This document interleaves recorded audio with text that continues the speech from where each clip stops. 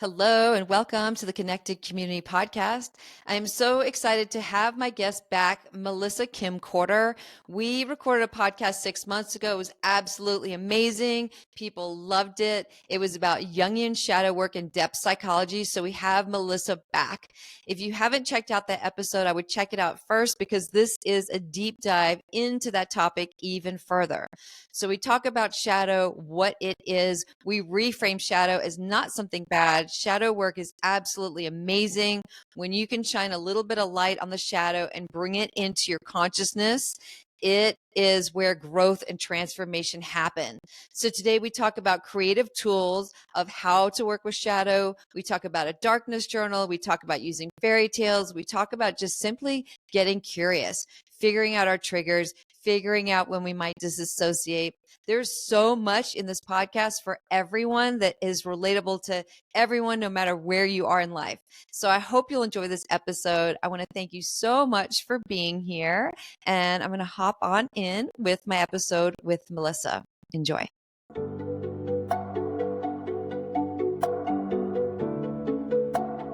Hello, and welcome to the Connected Community Podcast, a place to explore possibility through mindfulness, movement, and self-discovery. Our intention is to deliver insight and inspiration while fostering conversations that are genuine, unfiltered, and deeply human. We hope you will enjoy today's episode. Hey, Melissa, good morning, and welcome to the Connected Community Podcast.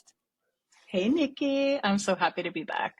Yes, I'm so excited to have you back. I called you back because you are absolutely one of my favorite guests. I think I ended the last podcast that if you and I were in a box that we could sit there and just talk for like hours and days, weeks, and we would never get bored and run out of content.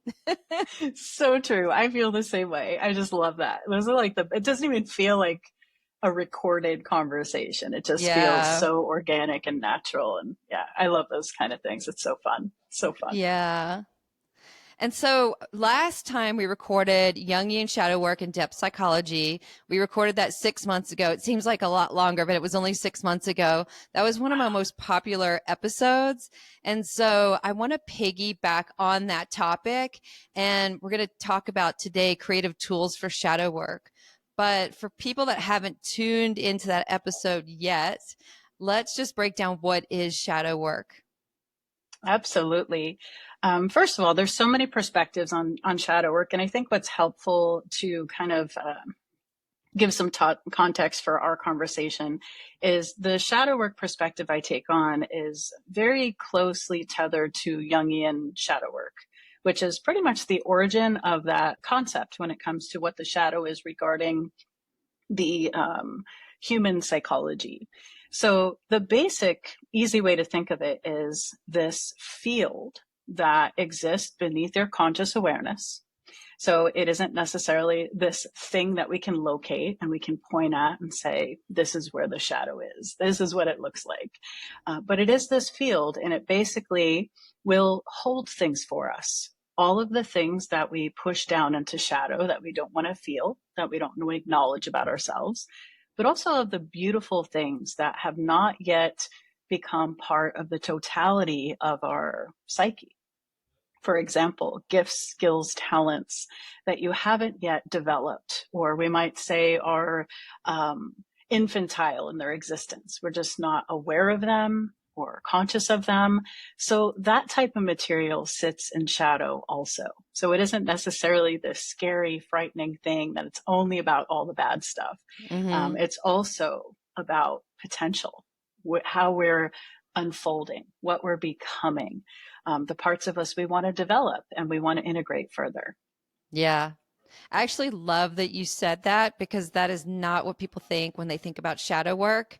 And so when you're saying that, I'm thinking of like somebody could be extremely creative, but their art teacher when they were 3 or 5 or whatever might have told them that their art sucked, and then they've repressed that, and it's like in the shadows, but it's very much a part of who they are, and they just can't see it yet.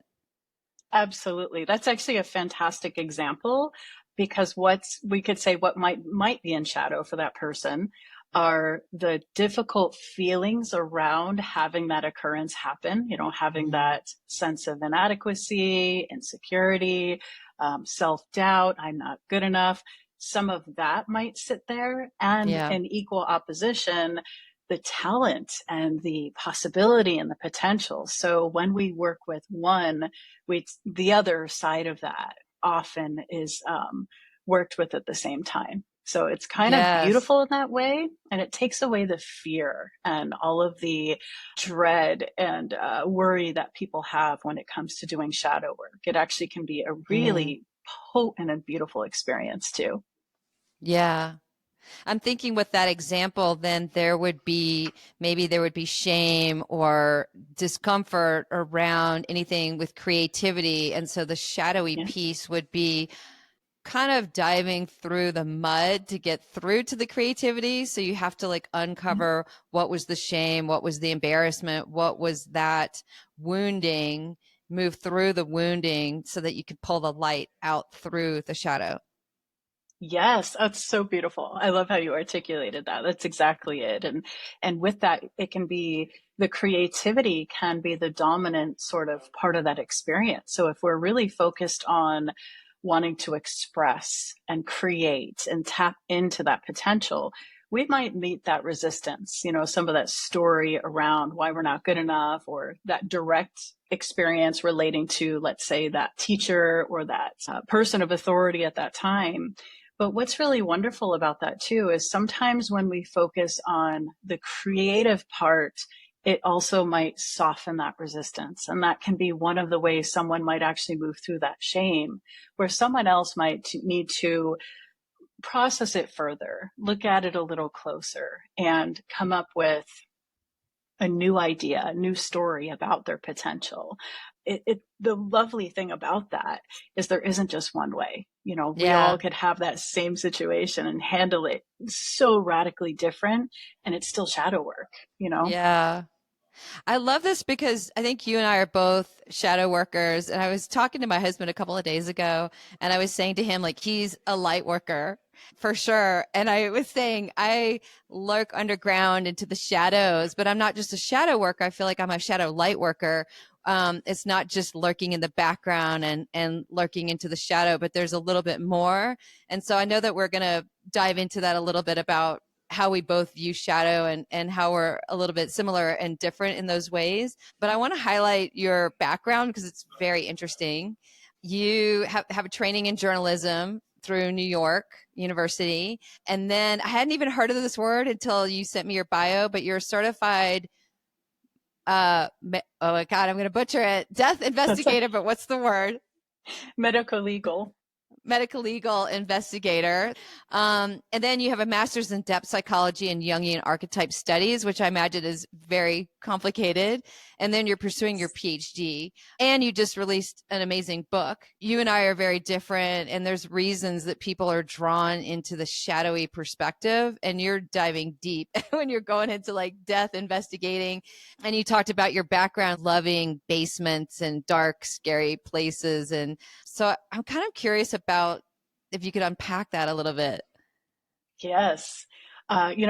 Just the brief version that I think is helpful for people to understand is when I was a child, I had this natural curiosity, and it was almost as if I couldn't stay away from anything just seen as bizarre or weird or dark. And it wasn't like to be edgy and cool, right? When you're 5 or 6, you just don't even think about that stuff.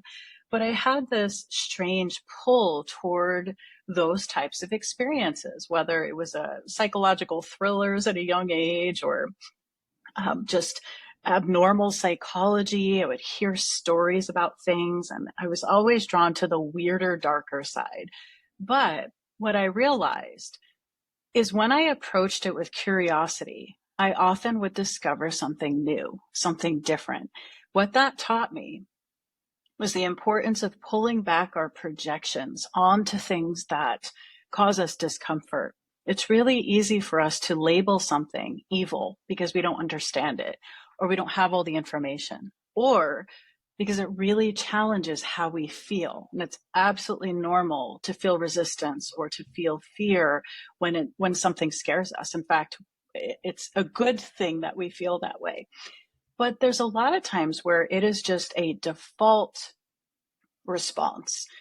And when we can slow down and question, like, why am I afraid of this? Am I afraid of this because I was taught to be? Am I afraid of it because it's uncertain? And I don't know if it was a defect or a gift at the time, but I didn't seem to have that thing that was like, this is too much. Stop. Don't go there. Instead, I was like, well, I wonder. And I wonder what else. So I kind of, the way that I like to express it to people is to say, imagine that when you are, let's say, in the woods and kind of like flipping over stones and looking to see what's underneath them, that kind of same childlike playful activity. When we do that kind of a thing, we can feel excitement and nervousness. We can feel fear, like what's under there. And for me, it was always what is under there in this magical, strange, creative way where the things that should have scared me or could have scared me, I just found deeper meaning. I always found light in those dark spaces. So for me, and this ties back to even with talking about light work, I see shadow work as light work in its own way, where darkness is invisible light. We just haven't made it conscious yet. It hasn't reached the ego. And so really difficult topics like narcissism and psychopathy and studying people that have done terrible things, not to condone or glorify, but to understand these deeper patterns. Why do people behave this way? And what I realized is that when we can get closer and closer to observing different types of suffering and our avoidance of suffering, we can actually bring compassion into those places, not to give it to people just because they're human, but with discernment. And it helps us to understand and discover more information. So when I come at things from that perspective, there's yet to be something that I've attempted to look at or explore that didn't make sense from that place of deep disconnect versus pathology versus evil versus some other intense, label that we might put on these darker elements. Instead, I saw it as a lack of light, a lack of connection, lack of understanding. So that's one of the reasons that I kind of take that approach into the work, try to remain neutral and observant to see what else is here, what else can I find, and what else wants to make its way into conscious awareness. Because even in those darker things, there is sort of this, we might refer to it as an organizing principle, just like we would say with the self, being self-regulating, always moving us toward a state of wholeness. I also think that things that are in shadow and hidden want to make their way to the light. And if we can feel safe to investigate that in the right setting, of course, it's quite amazing what can happen from that. I also have the belief that when we have something in shadow, well, I was going to say when we push it down, then it kind of pushes up and into the surface and wants to be seen. But I almost think of shadow as it hasn't been seen yet. But then I love how you say curiosity. So if there's like curiosity, like something makes us extremely uncomfortable, we get really angry over something really small. And then if we play around with the curiosity, then it's like, oh, and then we can see the shadow. And then as soon as that moment where we see the shadow, then it has like a piece of light shining on it. And then we can bring it forward into our consciousness and we can play with it and we can work with it. And that's the interesting thing about shadow is like, how do we, and that's what we're going to get into, right? What are these tools? How do we figure out what the shadow is? How do we get there? Because if it's unseen, it's not in our consciousness, it's in the shadow. And there are these golden nuggets in the shadow. If we can play with the shadow and learn from it, then there's so much growth and opportunity and expansion. And by keeping things in the shadow, we're limiting ourselves. Yes. Oh, I love how you articulate that. Absolutely. And I think that's the fear, right? It's the unknown. It's the, I don't know if I want to know what's in there or what's hidden beneath the surface. And it is important to ask those kind of questions and to become curious, because it not only does it soften our resistance, but it gives us access to more of who we are. So this is also where I think it's a little bit important for people to consider a part of the model of the psyche that is used in depth psychology, which includes the ego, and recognizing that the ego, it's its own, they would say, like its own autonomous being. It's considered a complex. So this part of us sits half in what is known and half in what is not, in what is unknown. And yet it's also considered to be the seat of our consciousness, which I think is really funny. Because a lot of times when we talk about ego, it's how do I get rid of that thing? Or how do I, shift it? But the ego is actually really part of what allows us to recognize more. So think of it as like this gatekeeper between consciousness and all that's hidden, like a threshold. And when we allow those things to slowly come up, what we're really doing is teaching the ego how to receive. It's letting in a little more, a little more. And so that curiosity is one of the ways we don't threaten the ego, because it's extremely intelligent. The ego has this amazing job, which is to keep us alive and to recognize a perceived threat. And it isn't always masterful at that. And so the curiosity allows us to approach these difficult things, or what's even perceived as difficult, because something actually can be quite easy, smooth, beautiful, magnificent. But if the ego identifies it as a threat, we don't know that yet. So what we're really also doing is strengthening and building our ego to be able to tolerate discomfort and tension, so that more information can rise up from consciousness to become a part of the totality of who we are. That's my favorite part of shadow work. It's just a little bit at a time, allowing things to move through. And that's usually when we also have those moments where you go, oh my gosh, I realized something, right? I have a recognition or an aha moment. That information's already there. It's already there. It's been there, but it's the ego seeing it in itself. That's our aha, or that's our lightning bolt. It's just the ego going, okay, this is out of shadow now, and we're bringing this in. Mm-hmm.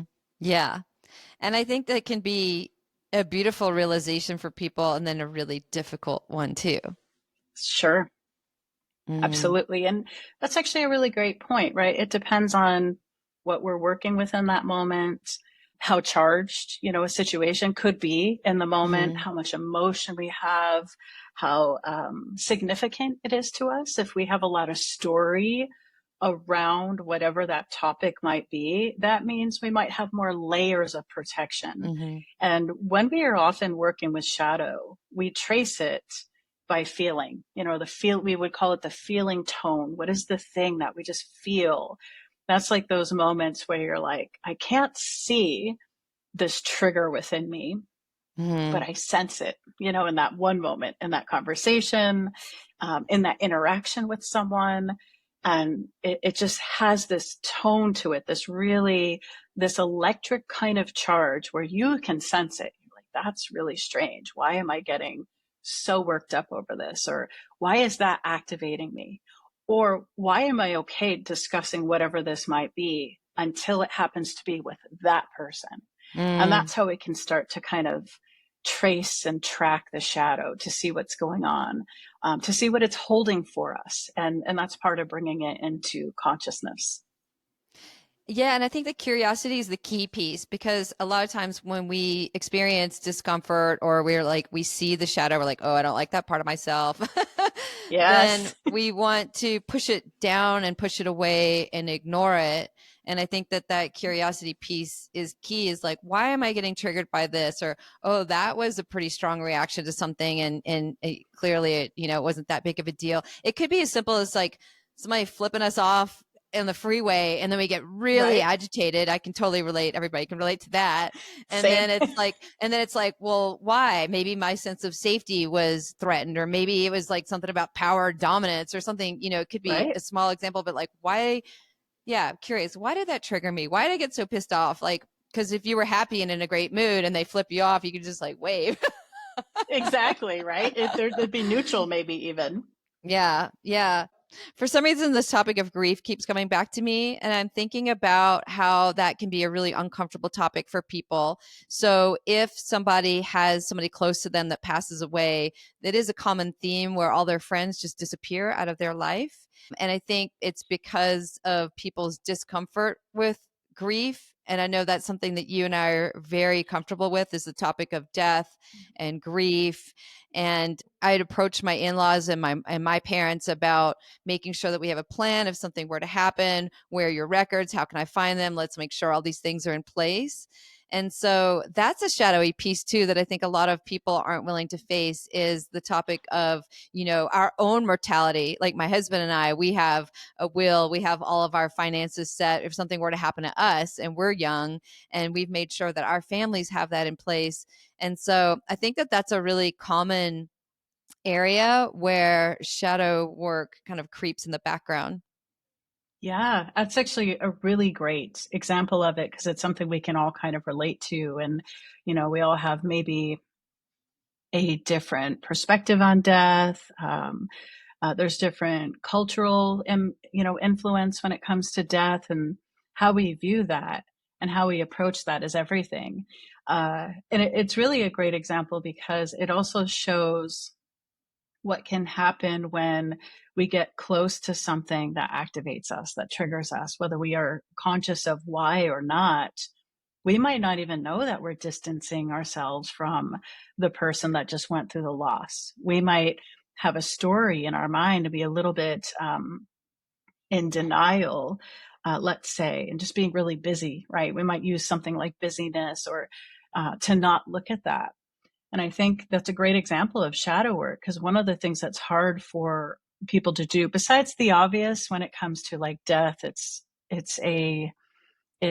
feels so final. There's an intensity to that loss of life where the emphasis is on loss, on change, and that is extremely threatening to the ego. It likes to think that it's in control. So mortality, those types of subjects can really be activating for people. And then their defenses show up. And that's when we're met with that response that can be confusing or hurtful, especially as someone, let's say, who's going through that grieving process. When they need that support and that love, and all of a sudden they feel people pulling back or watching them just distance themselves. I once heard someone say years ago, and I apologize, I can't remember where I heard this from, but it was something along the lines of death and loss. When someone experiences that, and then they go to see who's around, who's left to kind of support them through that time, and they have that experience where people pull back. One of the explanations that I recall them speaking to was that it brings us so close to the subject on a level that we might not be conscious of, that we may not be able to bear the thought of grieving or suffering the way that this person is, especially when it comes to death or loss in circumstances that we have a really hard time grappling with. Any type of loss can be traumatic or difficult. But if you add layers in there of unexpected, or an intensity that was just cruel, or if we think of age, if somebody's Mhm. older versus younger, there's all these factors. So with the right or wrong ingredients, right, of that scenario, it could really be activating us on many levels. Thinking about loss of a child, loss of a parent, uh, that could be the thing that just really is so deep and difficult and overwhelms the ego so Mhm. much that it just can't fathom it. So it has to step out, step away, move away from that circumstance, that situation. And again, if they're depending on culture, depending on influence, perspective, if we believe, not in judgment to say this is a right or wrong thing, but let's say we Mhm. believe that death is it, the final thing, there could be more fear, more beliefs that come in around that being this separation, that's so deeply painful to think about, that that person doesn't have the capacity to. So instead, they distance themselves or rationalize and say things like, oh, they have other people that can be there for them, or, I just can't do this right now. And it's painful, it's painful Hmm. for both sides, but definitely for the person going through the loss, needing that support. It's really hard for them.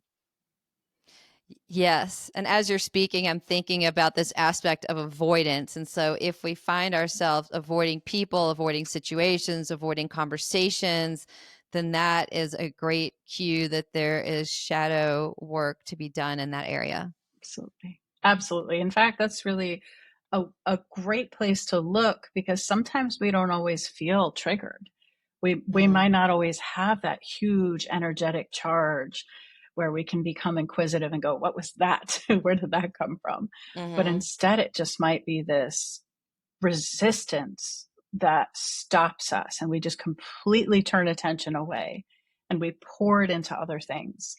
A lighter example of this, I would say, I've seen with creatives, or I work a lot with different authors sometimes, and they'll say, I've got this project, this book I want to write, and then they're like, why am I cleaning the bathroom Yeah, yeah, and totally. like organizing my drawers for hours on end? And although that can be part of the process, it's also helpful to have that response of, what am I avoiding here? Am I Yeah. avoiding this? What's going on? And that is a way to track shadow for sure, so we can lean in and just become curious. Like you said, curiosity, again, it comes right Hmm. back to that, it seems. And I think that can kind of piggyback into disassociation, which I think everybody does at different levels and might not notice that it's disassociation. And so that could be eating mindlessly. It could be sitting on social media and scrolling mindlessly. I'm totally guilty of that. It could be just watching TV and like, oh, I've had a long, hard day. I just need to veg out. And you sit in front of the TV and you disassociate, and so that to me is a trickier one, because I can realize and see the disassociation, but I'm not really picking up on why I'm disassociating or what I'm avoiding. I feel like that is a harder one to pinpoint the origin of. I love that you mentioned that, because it's so true, right? We normalize a lot of these behaviors and activities, and then if we're in settings or environments where other people are also defaulting or disconnecting in that way, it makes it harder for us to see it. The image that came to me when you were just saying that was, nowadays we can go to a restaurant and be sitting with family or your partner or whoever, and it might be more common to see a whole bunch of people on their phones. But if you go into a restaurant and you're the only one on your phone, and you kind of look around, you have that feeling of, ooh, what's going on here? You almost become hyper vigilant to it and more conscious of it. But when it's in the environment and it's everywhere, it takes even more of that courage from within us to look closer when it's a normalized behavior. If people are eating or drinking in excess, if people are doing any type of behavior to numb themselves, to disconnect. And I also think we're not really taught well how to decompress when it comes Hmm. to like living in the United States. Like we don't really, our decompression seems to involve substances or behaviors that lead more to that dissociative type of response like you're speaking to. So it can be really tricky to slow down and go, wait a minute, why am I choosing this? And also not from a shameful perspective, but like you said, curiosity. I wonder what's going on here that I'm leaning toward this, or I wonder, what I'm using this for. Is there an expression that I don't feel safe to tap into? Is there a thought that I might not be fully conscious of? But sometimes people will have an inner, like a little rumination going on where they're kind of spinning and they want to stop that because it doesn't feel good. So they'll lean towards something, a substance, a behavior of some other kind. When we do this in a healthy way, we would call it sublimation. We're taking this thing that's really uncomfortable and we're channeling it into something good. But oftentimes we're numbing or Hmm. dissociating because we don't know what to do with it, or we don't even know what it is Hmm. maybe. And disassociation can also look from the outside positive. So it could Right. be that you're uh, walking, like you're exercising way too much, or it could be that your social life is packed full because you're avoiding Right. that being alone, and so it can look like a very full, healthy pattern, but underneath it is this avoidance of I want to avoid being alone. I want to avoid. Um, Having quiet time. So I've got the TV on all the time in the background, or I'm playing music all the time because I just can't be by myself. And so it can have that illusion. I love that you said that. I think that's probably one of the most challenging things to do, is to ask yourself that question. If it does if it's normalized from the outside, or other people watching from the outside in, can let us hide a little bit easier in our behaviors, right? And it can make it so difficult to slow down and go, even if this looks good, how do I really feel here? How am I using this? Am I using this for a reason that, although it's a healthier option, am I still avoiding? Am I still keeping myself busy and active? It's just asking those types of questions will lead us to the answer. And Hmm. sometimes we're nervous about that. What am I going to hear? What am I going to sense or feel if I really let myself be with the truth of whatever's going on under the surface? Hmm. And even though that's usually the beautiful, powerful, liberating type of experience, getting there can really be frightening for people to lean in, to listen that deeply, to slow down. It's something that really keeps a lot of us in motion more Hmm. than I think we like to think.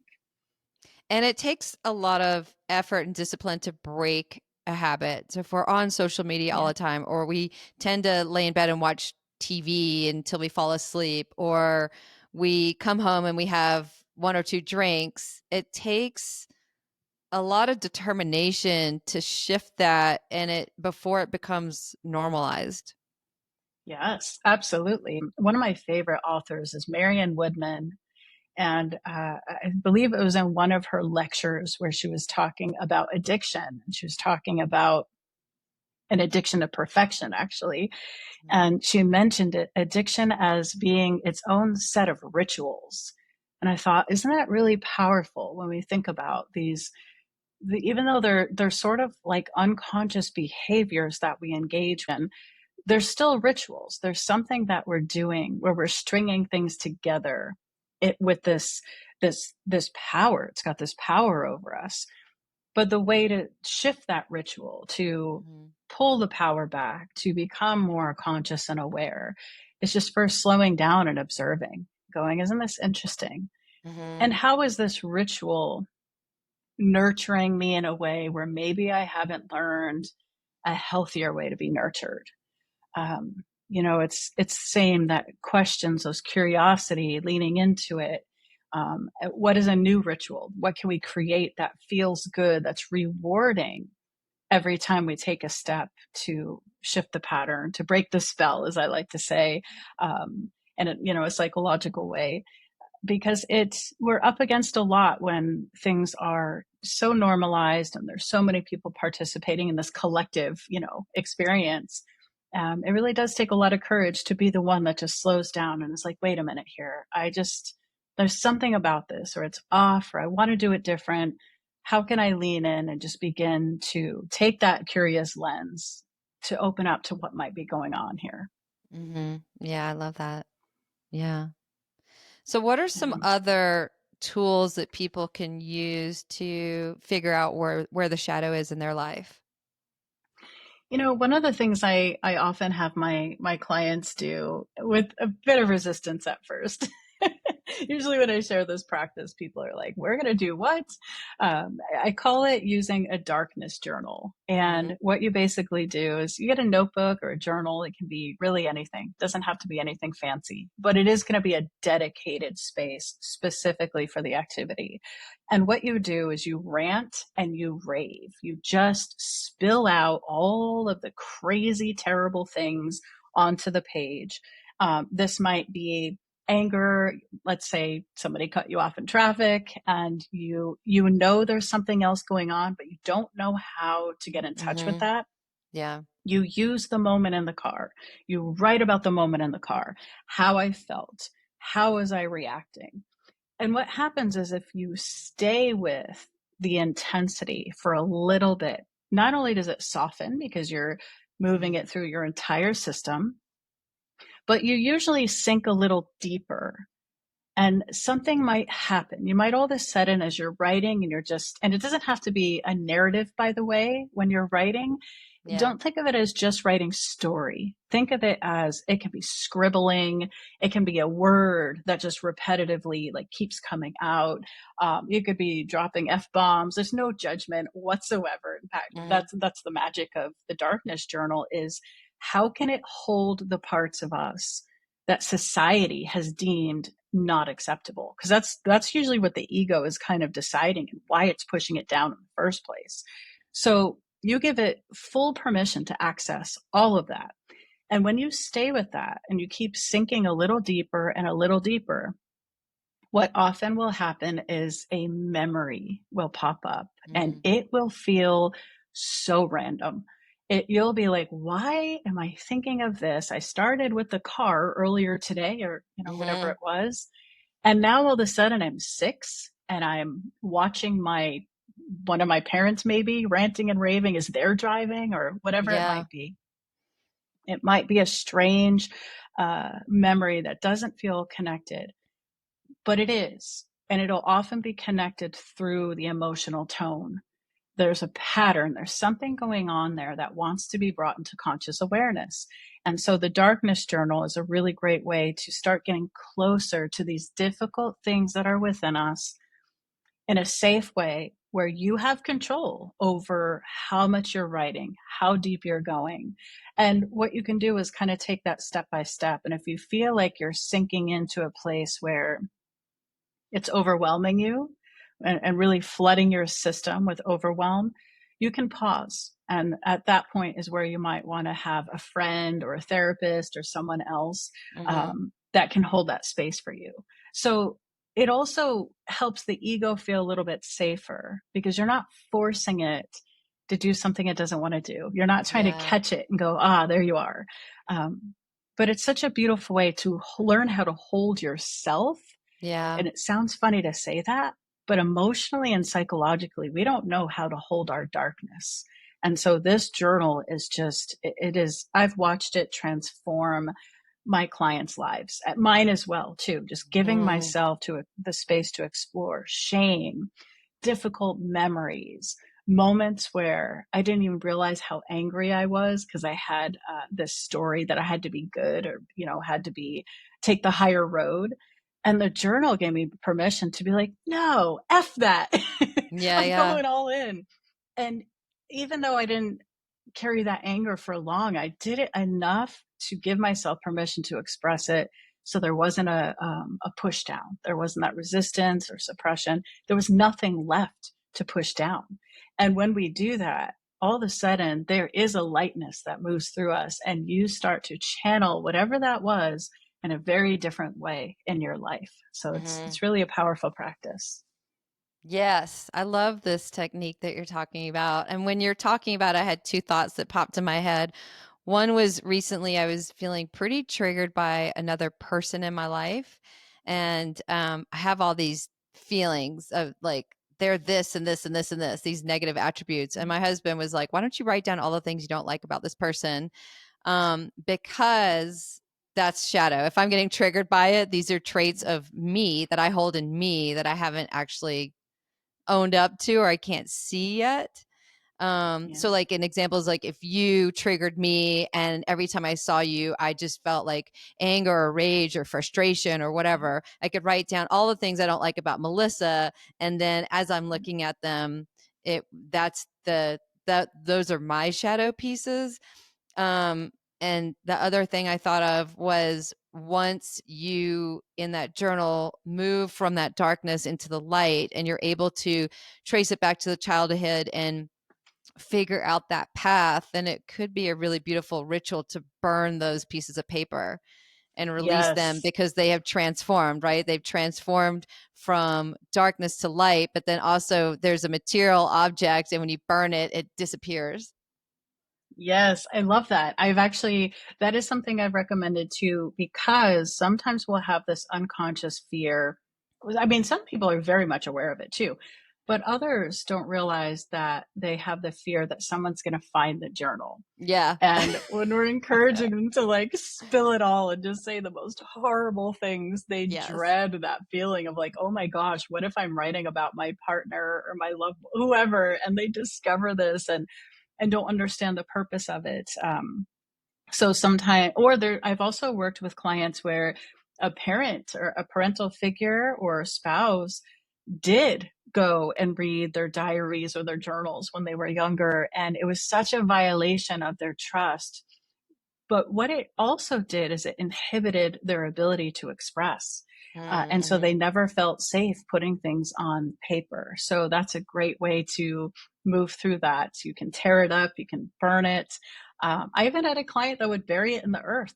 That was her practice where it felt like that was transmuting the energy of it. And yeah, absolutely. Whatever feels like a completion, kind of process to that ritual is really honoring whatever you need. And it's essential. It's sometimes we think it's silly, but really the psyche knows what it needs to come into this state of continual wholeness over and over again. And whatever we need to feel safe to do that might sound kind of funny or different.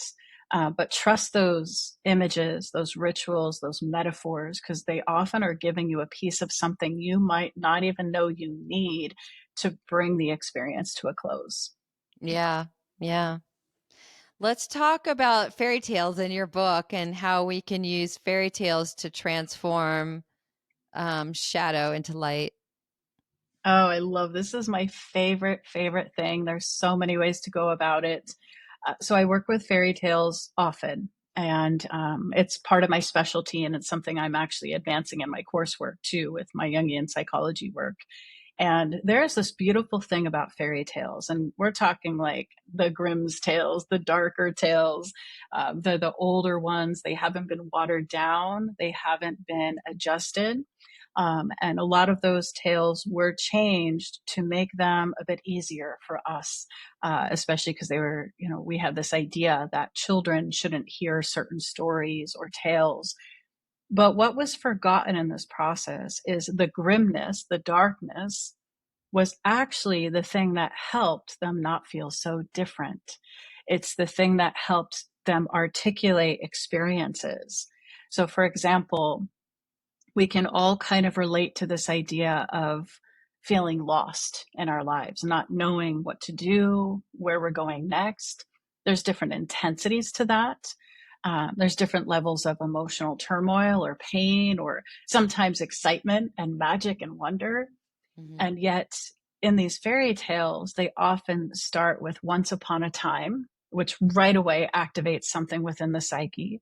But also, a lot of them start with the protagonist, the main character in the tale, going deep into the forest, getting lost in the woods, being kicked out of the family home, and having to take a journey. So these stories and these tales actually mimic the unfolding of the psyche. And this matches something in Jungian psychology called the individuation process. This is where your psyche is unfolding, you're becoming more and more of your authentic self. Your ego is identifying more with what we might call the soul or deeper impulses. It's shifting from caring about the outer world to the inner world. And when we follow these fairy tales, all different tales like this, the main characters are usually gathering parts of themselves along the way. They're doing shadow work. They're integrating. They're learning a lesson. They're confronting the monster, the beast. They're deepening their intuition. They're discovering a gift, a talent. They're learning to accept help from invisible forces. We might call that from the divine of your understanding.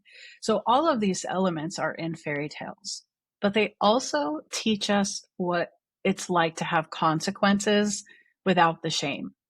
So if we don't pay attention to the wolf the first time it shows up on the path, there's usually another opportunity to learn from that. And it can be more intense. And a lot of us have that repetitive sort of theme where we just had that knowing and we didn't trust ourselves yet, or we needed more information.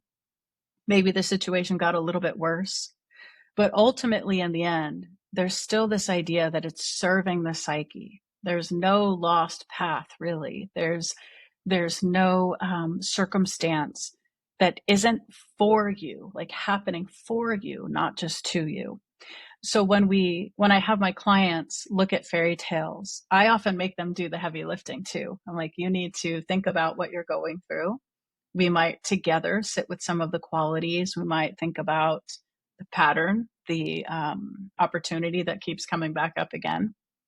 And then I'll say, okay, taking these, I want you to just do a Google search, just do some research on dark fairy tales, and then you can type in those themes. And then there are countless ones from all over the world. Some of them are the same fairy tale in different languages or different cultural, contexts. And you just go to what you're drawn to. Because the other idea that we blend into this is that the psyche knows it's going to draw to you the resources, the people, the experiences you need. So synchronistically, you'll think it's a synchronicity, you'll pick that fairy tale and you'll read something and it's going to allow that ego to take more information in and you'll have an aha moment. All of a sudden you'll go, oh my gosh, I just feel exactly like this woman in the tale, or I can't believe that this showed up in this way. This is exactly how I felt my whole life, or this is the pattern of the relationship with my parent or whoever. And it gives us the medicine we need. It's through reading the story, it invokes something within us. And it allows us to confront our resistance, our shadow. It allows us to see our ego defenses of denial or repression or compartmentalization. Because how we go through that tale also speaks to how comfortable we feel in facing these things within. And it is a life-changing practice. And you can start simply. You don't have to know all the analysis. The way that we often work with the fairy tales as well is we try to stay away from very strict symbolism. So the idea is that when you encounter the wolf or whatever other creature or figure, you're paying attention how you feel. Because someone else might need to learn how to detect manipulation or deception on the path. You might be someone that already learned that, but now you want to learn how to be more aggressive. You might need to be the one that's more assertive, and maybe the wolf can teach you that. Maybe you've been the one that's been villainized in your life and you identify as the wolf, but never as the hero or heroine. And so it's really about trusting this reflection that you see what's activated within you when you read the tales and being open to explore that. And each one is so significant. And you can read one tale over and over, and it'll continue to open you up throughout your entire life and all the things you can learn from it. But it's beautiful because it also gives us something called the psychological distance, right? Where we're reading it about someone else, although we're deeply resonating and going, oh my gosh, this just feels like me, which again is another ego trick of creativity and curiosity. So we can get to the heart of the matter without necessarily having to jump into the trauma. So it's such a beautiful practice. I absolutely love it. Seems like a more gentle way to get to an aha moment. Yes, absolutely. It's gentle. Sometimes it's intense too, but in a way that feels like, a lot of times I feel like in the personal development arenas or spirituality, there's this idea of we've got to find the silver lining. And there's just some situations that it's I don't want to say it's impossible, but it's really difficult to do that with. So these darker fairy tales, sometimes what they offer someone is to say, you know what, I can't fathom why this thing happened to me, Yeah. or I can't justify why there was no mercy or justice or whatever it might be. But I have found a way to make this meaningful and useful. And when they do that, sometimes that's where the healing comes from. And these fairy tales can offer that, because sometimes it's about bringing the truth to light in this specific way, not about solving and resolving and having the perfect fairy tale ending that we're going to see in the watered down versions that are made for television, but in the old school ones that let life just be life and show us the raw details. And there's something refreshing in that for people that have had experiences that don't fit neatly into the personal development boxes of like law of attraction, or think about what, because there's just some circumstances where it's like, how on earth could my thoughts have created that? And that can be really shaming to someone when they're dealing with tragedy, right? Or death or Yeah. murder, or these difficult subjects, right? That some people, that's part of their story. And the fairy tale doesn't eliminate that. Instead, it gives an avenue for Mhm. release, for acknowledgement, to be held in a way where people aren't saying, oh, we're going to take this out of the story, it's too much. They don't have the opportunity to take it out of their story, right? So Mhm. it's actually refreshing, and I've watched people who've gone through some absolutely terrible things finally feel some relief. And maybe even, I'd say, to go as far to label it like joy, which sounds so discordant, Yeah. because they were given permission to see something differently, to find meaning and usefulness of their story, their circumstance. And those fairy tales can do that. Yeah, and I see that with the therapy too, is the harder the tragedy or the bigger the trauma, when people are able to move through it and transform it, then their light is so incredibly bright and there's so much empowerment in that. And then they can look at their story as part of themselves but not defining themselves, and so Yes. there's like a being removed from it a little bit. And then there are these takeaways that, yes, that was incredibly awful, but that made me who I am today. And so there is this strange gratitude in this awfulness and this massive amount of empowerment when you can move through it and get to the other side, which is a lot of times where I talk to motivate people to do the work, because when you can transform tragedy and trauma and shift through it, there is such potential and light on the other side. Absolutely. Absolutely. And you just never know, like you and I have work where we deal with lots of people. So we know the power of our stories or those collective stories. But even if it's someone listening who is like, well, I don't have a business, or I'm not an entrepreneur, I'm not a healer, I'm not going to be an advocate in that way, you just don't know the impact of how you're, when you've transmuted that, transformed it, worked through it, you never know how that is still going to impact other people, even if it's outside of that context of working with people one on one or in groups. It's just, it has this way of finding people that need to hear it, and unique and creative ways, even if it's just someone at the supermarket that just, you feel compelled to share a little wisdom. It lands differently when we hear truth. There's a resonance there that I don't think can be taught, in honesty and truth and healing. People feel it, and they want to be around people like that. They trust them because they know that compassion, that authenticity, that is forged through fire, right? That isn't a given. That's something that usually comes about because you've dealt with some darkness on some Hmm. kind, and it does make your light that much more potent and beautiful. But to reach others in really mysterious and creative ways. Hmm. Yeah, absolutely. Yeah. I'd like to end on that note because that's such a powerful statement. And again, I'm like want to talk to you for hours and hours and hours I know more. there's so much more. Always so um, much more, which is great. is there anything major that we missed around techniques or tools that we can use to navigate the shadow? Or do you think we touched on most of them? I think we talked about like curiosity. We talked about the darkness journal. We talked about looking at our triggers. Yeah. No, the one last thing I might just add briefly, because this is a whole other subject in its own way, is dreams and nightmares also Mm, are really powerful. And you don't, just like working with the fairy tales, you don't need to understand the symbolism of everything that shows up. But just by writing down the details of what you remember from the dream, from the nightmare, it can show you what the psyche is trying to express. mm, And just by staying present and curious to that as well, all of a sudden you'll start to make connections between things, whether it's water or fire or an element that shows up.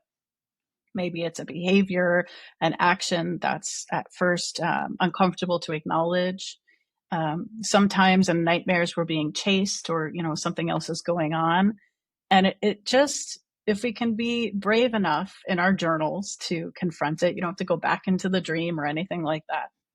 You can start to ask yourself, what could this represent? What's chasing me? Is this something I just have the opportunity to slow down and acknowledge? Is this something I'm avoiding? And multiple times now, I've worked with clients who were being chased in a dream only to find out it was some part of themselves that they mm. were not acknowledging. And it had to take on this ugly form of shadow or some creature to get them to stop and pay attention because they were scared. And when they stopped and they paid attention and then engaged through their journaling practice, they realize, wow, this big scary thing, that's just the ego trying to keep me from dealing with it. And it can actually start to shift and soften and change. And all of a sudden, they'll just hear something in their mind. They'll get an image, they'll have a memory, they'll have a new thought that comes in, and they realize it's not really a nightmare. It's a dream dressed up with all this intensity because a part of me was afraid to stand still, to reflect, to see what's going on here. So even things like that that are really difficult, frightening, have that intensity, that somatic sensation, that visceral feeling to them, have hidden knowledge and wisdom that can be transformed very easily from just being open and curious. Yeah. Yeah. Contemplation and curiosity are the key. Yes, Yeah. absolutely. Yeah. I would love for you to share how people can connect with you. What are your offerings? I'll drop all of your links in the show notes as well. Sure. Thank you, first of all, Nikki, for the opportunity. So grateful. And I agree. We could just talk for hours and hours and hours. And I would say probably the best thing to do is go to my website. It's melissacorter.com. I have a new book coming out called The Apothecary for the Afflicted. And it is exactly what we're talking about: how to work with fairy tales, how to do shadow work creatively. There's 8 different retellings of dark fairy tales and processes to work with. And I look at afflictions very differently. I don't look at them as these pathological symptoms, right? Although that's a piece of it. I look at them as this communication from the psyche, this creative opportunity to get to know ourselves differently. So I'm deeply passionate about that, and I'm so excited. The book is coming out in fall, so in Hmm. September, October, depending on when people are listening, and it's going to be everywhere. So you can find it on my website again. You can go to Barnes and Noble. You'll be able to go to Red Wheel Wiser, Amazon. It's going to be all over the place, and it'll be a lovely tool regardless of where you are on your shadow work journey. If you're just starting, you don't know where to begin, it's perfect. I also give instructions in that book on how to create the darkness journal. And then if you're someone that's an advanced practitioner, and there's still something really amazing for you in that book to learn, to deepen into. And yeah, it's my life's work, and I'm just so grateful. I'm so grateful to be able to put it into the world. And if it just helps one person, that's all I ask for. Hmm. That's so exciting. Congratulations. I know that that is no Thank you. small feat. So, yeah, we look forward to seeing your book. Yeah. Thank you. Well, thank you so much. It was so great having you on. And I love chatting with you so much. Me too. This is so great. I love what you do in this amazing podcast. Like, this is what a gift to the world by having conversations with people like this and sharing your wisdom and chatting with them. It's like, it's a really beautiful offering. It takes a lot of work to do this. So I just want to acknowledge that, I really Thank you. admire what you're doing and how you're doing it, because it is you make it look seamless, but it certainly is not an easy task. Oh, thank you so much. Thank you for listening to the Connected Community Podcast. If you enjoyed today's episode, please like, share, and subscribe. I can be found at www.nickyyoga.com, NICKYYYOGA.com. Until I see you again next week, I hope you have a beautiful day.